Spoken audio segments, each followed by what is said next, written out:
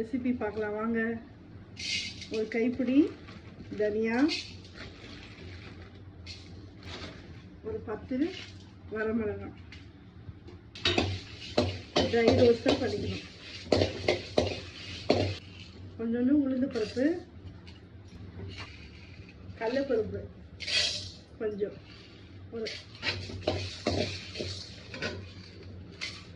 ஒரு table spoon. வெள்ளை எள்ளும் சேர்த்திங்கன்னா சூப்பராக இருக்கும். வெள்ளை எள்ளும் சேர்க்கலாம், கருப்பு எள்ளும் சேர்க்கலாம்.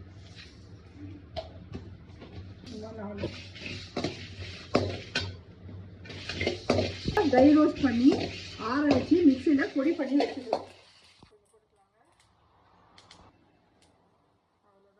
எண்ணெய் ஊற்றி கடுகு போட்டேன், உளுத்தம் பருப்பு, கடலைப்பருப்பு தாளிப்புக்கு, வரமிளகாய், கருவேப்பிலை,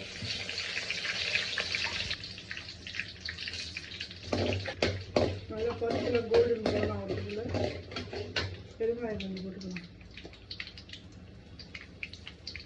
கொஞ்சம் போட்டுக்கலாம்.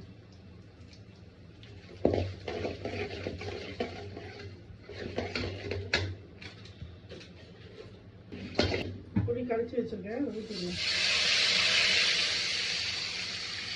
கொஞ்சம் நல்லா கொதிக்கிட்டோம். தேவையான உப்பு போட்டு கொதிக்க வச்சுக்கணும். வாங்க, நம்ம வறுத்து அரைச்சி வச்ச மசாலா இதுதான், பவுடரு. நல்லா குறைன்னு அரைச்சி வச்சுருக்கேன். இது நல்லா கொதித்த பிறகு லாஸ்ட்டாக போட்டு இறக்கிட்டா கோவில் ஸ்டைல் புளியோதரை ரெடி. பவுடர் லாஸ்ட்டாக போட்டு உங்களுக்கு காட்டுவேன். அரைச்சி வச்ச பொடியை போட்டுக்கலாம். பொடியை போட்டு 10 நிமிஷம் கொதிக்க வச்சு எண்ணெய் கோவில் ஸ்டைல் புளியோதரை.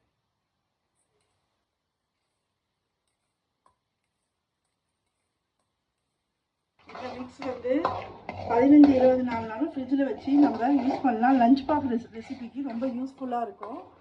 நீங்கள் இதை ட்ரை பண்ணுங்கள். ட்ரை பண்ணி கமெண்ட்டில் எப்படி இருக்குன்னு சொல்லுங்கள். அப்படியே மறக்காமல் சேனலையும் சப்ஸ்கிரைப் பண்ணுங்கள். Bye friends.